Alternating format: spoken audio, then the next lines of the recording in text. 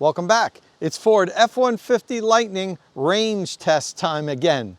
Those of you that watch this channel know that about 2 weeks ago I posted a video where I put my Rivian R1T against my Lightning to see which vehicle would go further, driven side by side on the highway at speeds somewhere between 70 and 80 miles an hour for the whole journey.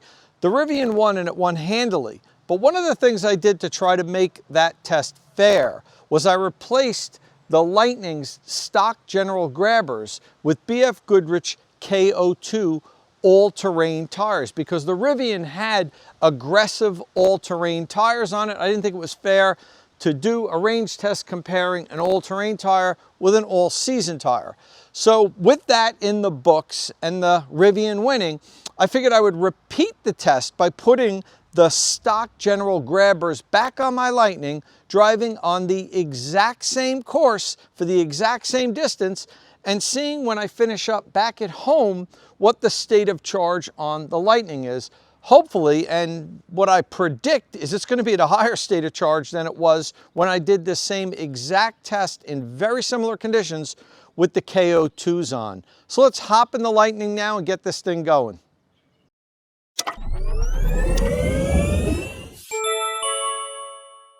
All right, so we're out on Route 80 now. I actually just crossed over the Pennsylvania border, and as I mentioned earlier, I'm following the exact same route, and I'm going to be doing the same speeds. Now, I didn't do a constant 70-mile-an-hour speed test when I did the Lightning versus Rivian, because that's not how most people drive, and I was trying to represent, say, the average long-distance road trip when I did that comparison. However, I did note exactly where I changed speeds when I did that test, because I knew I was going to do a follow-up test with the different tires here. I averaged between 70 and 75 miles an hour for most of the trip, and in my notes I wrote down where we varied our speed. So I'm going to follow that exactly, follow the course. The only thing I can't really account for is traffic. And while this stretch of the highway typically is pretty much wide open, every now and then you get a little bit of a jam up for a minute or two, and that happened with the first test where we had to slow down to, I think, somewhere in the 50 or 55 mile an hour range for 3 or 4 minutes. Nothing substantial enough to really majorly impact the test, and I'll note if that happens here today. It really hasn't happened here today. We're able to cruise and maintain at least 70 miles an hour. All right, so we're going to check in at the first checkpoint, which is at the 75% state of charge mark next. And when I did the Rivian versus Lightning test, I was able to cover 64.5 miles in that first 25% block. We'll see how far we go here today. But before I check out, I want to mention one thing. I made sure the tire pressure was set to the exact same tire pressure it was when I had the K02s on the vehicle. And I also note the wind. We have about a 5-mile-an-hour wind now coming from the north. We're driving west, so it's not really a headwind. I noticed when I did the first range test, we had a little bit more. When I started off, I think it was about 6 or 7 mile an hour wind, and it was coming from the northwest. This is 5 miles an hour coming from the north, so it's a little bit of a different wind, but not enough to make that much of a difference. I'm going to be monitoring the wind the whole time, and if the wind dramatically increases or decreases, I'll note it. Okay, so we're going to check back in at 75% state of charge, and we'll see just how far we've gone.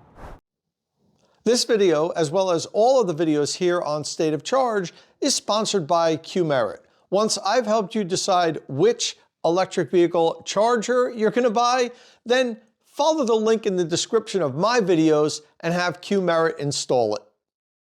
All right, so we're at the 75% state of charge point, and we have driven 68.6 miles. We have an average consumption rate of 1.9 mile per kilowatt hour. That's significantly better than when I did the first test with the K02 tires. In that test, when we had 75% state of charge, we had driven 64.5 miles, and we're averaging 1.7 miles per kilowatt hour. So we have a 0.2 miles per kilowatt hour advantage now, and we've driven 4.1 more miles. That equates to somewhere, I think it's around 5 or 6% better.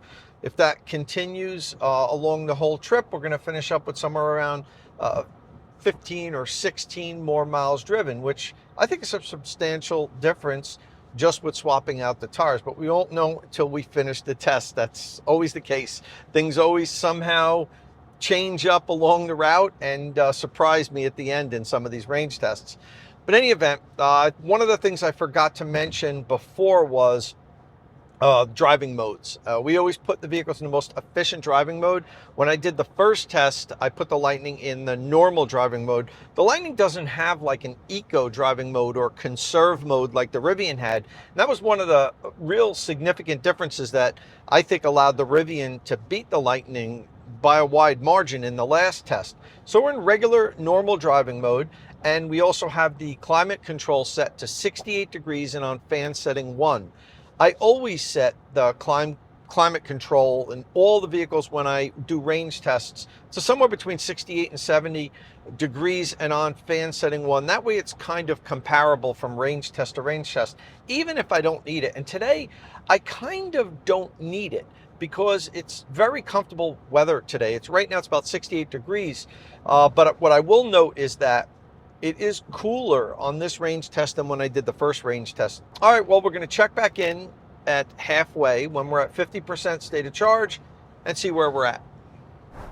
All right, at 50% state of charge, we're halfway home. I just turned around and we have gone 134.1 miles. So that means we've driven 65.5 miles in that last leg, from 75% down to 50%. Little bit less, about 3 miles less than what we did from 100% down to 75%. But you have to remember, in that first leg, about the first 12 miles of this trip is done at lower than highway speeds. I have to get out onto the highway. Let me change lanes here.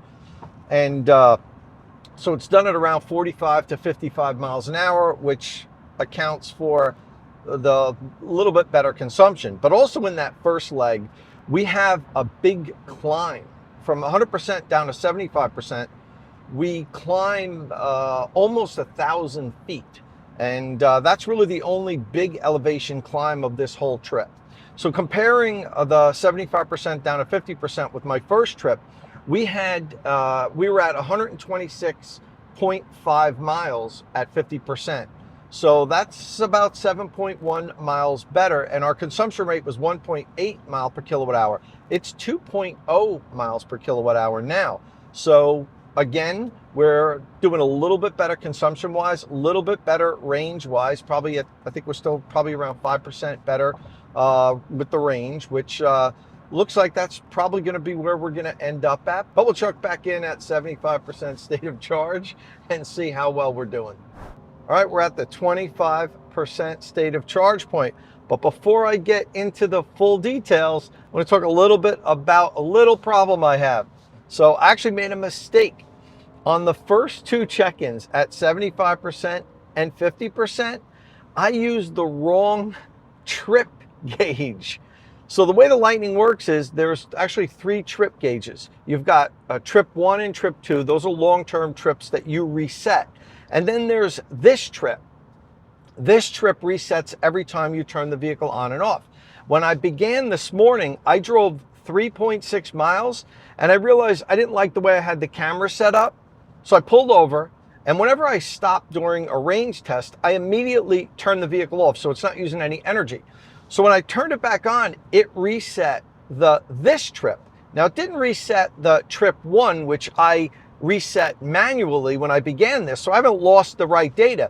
But what I showed you on the 75% check-in and 50% check-in actually was 3.6 miles less than as far as we've actually gone. Now, none of the other information really would have gotten affected by that.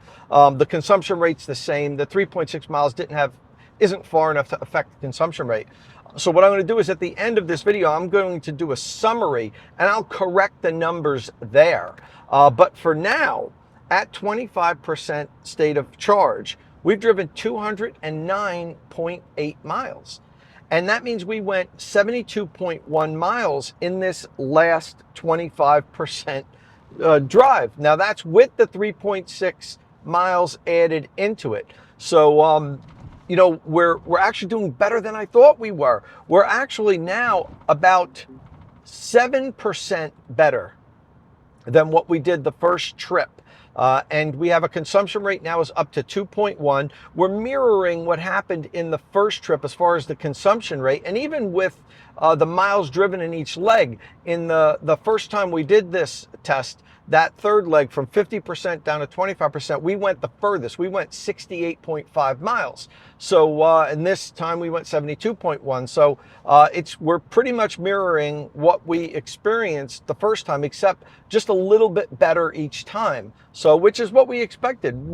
I thought we were going to do better on the all-season tires than what we do on the all-terrain tires. I expected that, but you never know till you actually do the test.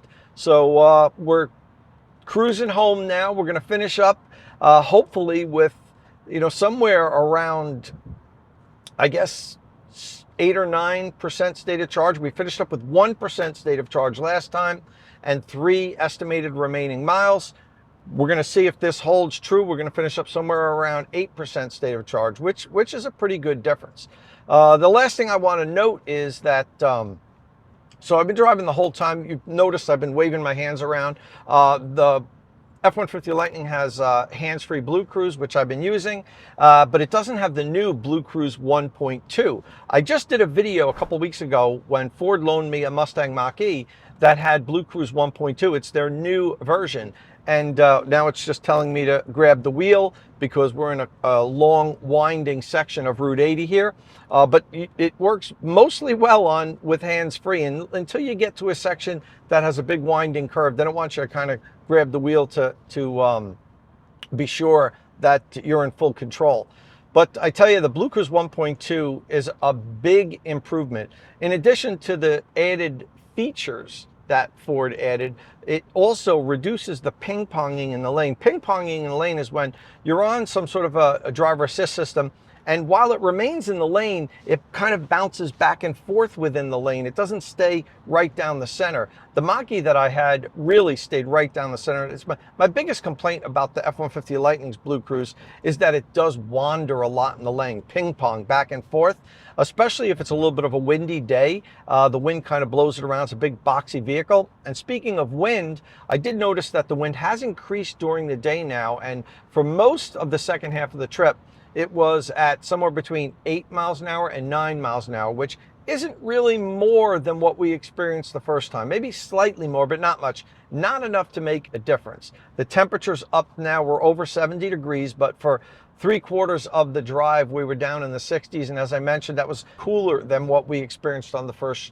trip, and that might have robbed us for a couple of miles of range. Doesn't really seem to have mattered much because the trip now on the new tires, the all-season tires, General Grabbers, really has made a difference. They're much more efficient, and you can go further driving on all-season tires than you can on the knobby all-terrain BFGoodrich K02s that I had on for the winter. All right, so we're going to check in when we're done. I'll probably turn the camera on as I'm driving up my driveway, and we'll talk about the final results. All right, well, I'm driving up the driveway now. Just about finished the test.